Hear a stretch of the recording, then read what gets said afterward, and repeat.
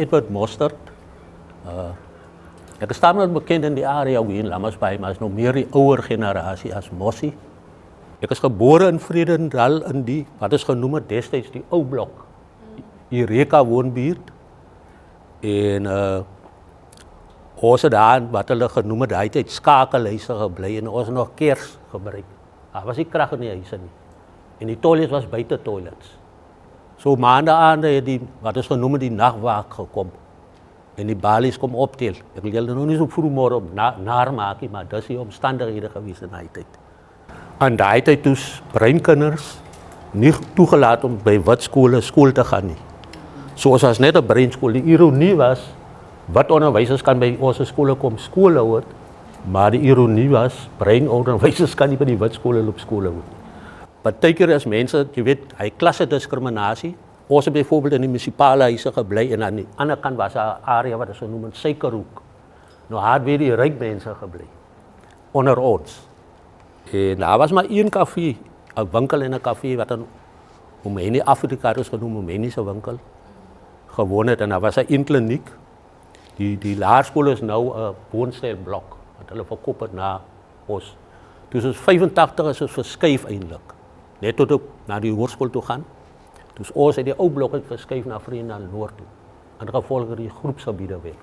Daai het dwars oor die eintlik van 84 af, maar ons ouers en ek myself toe ek Sanet 7 was, het 85 beweeg. Ons het gewoonlik met die bus beweeg hoërskool toe vir 'n tyd uit die ou blok uit Vredendal Noord toe. En dan na die skool uit het ons met die bus teruggekom. Ja, ek het eintlik op laerskool, soos hulle sê, polities bewus geraak. Ek het baie gelees en ek het eerstehandse ervarings ook gehad van apartheid. Byvoorbeeld die polisie wat ons mense aangerand het, wat polisiemanne. Van hulle was legendes ook, die een se naam was byvoorbeeld Mani van Sail en van Dijk. Hulle het vir hulle self legendes gemaak onder ons gemeenskappe, want hulle het ons mense gevictimiseer. En gewoonlik is die meeste van die mense wat drank opgetel op straat. En dan was ook die kwessies van uitsettings. Mense het hulle huis uitgesit of die baljoe, sommige mense kom arresteer uit vir skuld. Daai was ook nou van hy blootstellings het ek van laerskool daar af gekry. Toe ons op hoërskool kom, graad 9 staan het 7. Toe was 'n boikot, waar die matrikulante, ek kan nou onthou van die ouens, soos Den Snygans, hy het later skoolhoof in Kleinbleem geraak. Sentie Groenewald, sy het 'n staats- klaar geraak. Daai tyd soos ek staan het 7, net so pas van laerskool af gekom. En so kan ek 'n hele paar voorbeelde opnoem. Frederik Goedeman, dan hy het 'n antropoloog by UWK geraak. En hulle was die leiers van die boikot op hy stadium. En van ons het ook toe sien hoe van ons, van die vrouens ook, van die kinders, females, aangerand word met peitsers en goed, die polisie en traangas in die gesig. Daai was my eerste negatiewe ervaring wat ek nou prakties gesien het. Ons mense word as tweede rangse burgers beskou. En het maar net gegaan oor ons wil stem gehad het. Daai het ons begin fight vir die hulle het dit genoem SRC's, Student Representative Councils. Want op baie stadium toe hulle 'n stelsel gehad wat hulle gesê het prefekte.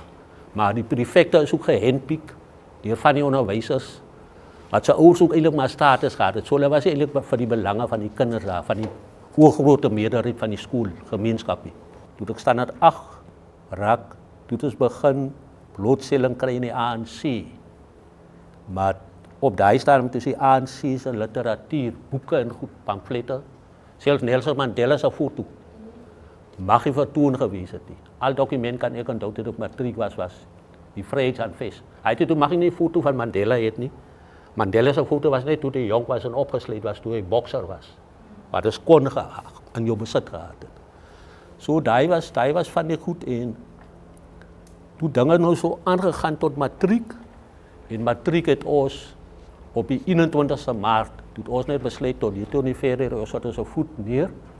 En die 21ste Maart wat vandag Menseregte Dag, op daai tyd was dit Sharpeville genoem.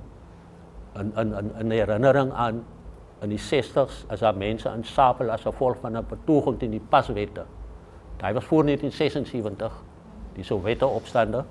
Ons het aan hulle ook bewus geraak, waar 'n klomp skoolkinders doodgeskiet was in Soweto, omdat hulle betoog het teen die gebruik van Afrikaans as medium van onderrig in swart skole.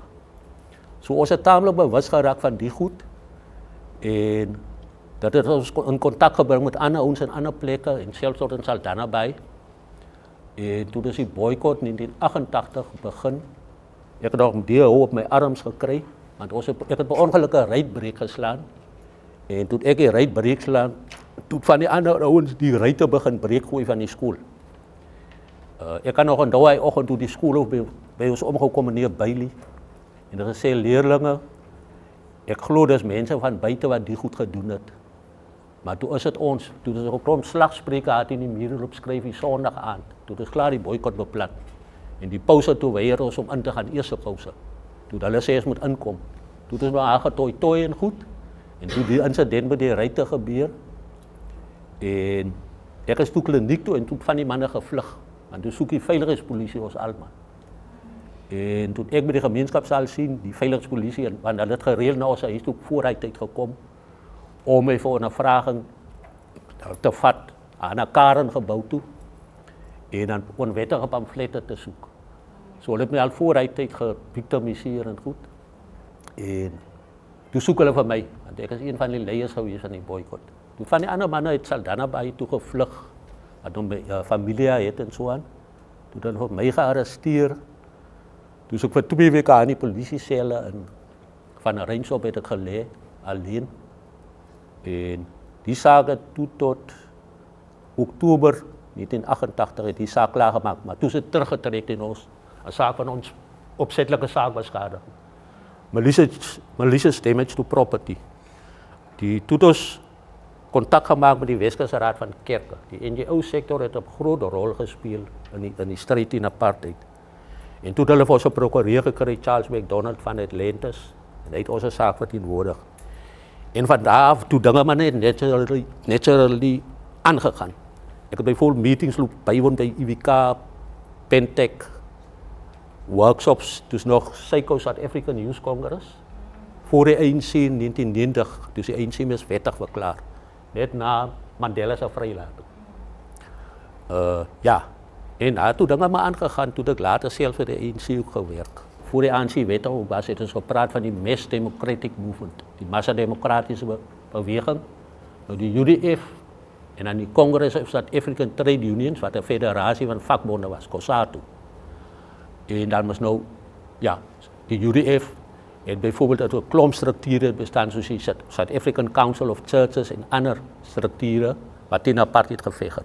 So was gereeld massabetogings op nasionale vlak, provinsiale vlak, en toe het ons begin beweeg na plaaslike betogings ook. So ons 'n groot maats in Vredendal, weet ek, was 1990, toe is die munisipaliteit gemaats. Daar was die eerste groot maats, maar toe is gereël dat die omliggende dorpe ook die maats kon bywoon. Behalwe nou die, jy weet, die goed wat ons ander kawe gedoen het, voor dit, en dan toe het ons van die onderwysers ook begin betrokke kry. Wat ek kan vir julle sê, mense, is die jeug het eintlik die stryd teen apartheid vanaf skool daar in die hele areas en die dorpe begin. En dat is 'n liegie, die jeug het daarmee begin. Ons ouers was in 'n mate nog, hulle het in hy era groot geword, waar die boer nog baas gesê was, byvoorbeeld. Hulle was bekommerd oor hulle jobs, van ons mense het in die boere se kombuise gewerk, so hulle wil nie eintlik gepraat het en hulle is bang gemaak. So ons oë begin oopgaan in die 80's, toe het ons gesien, ons verstaan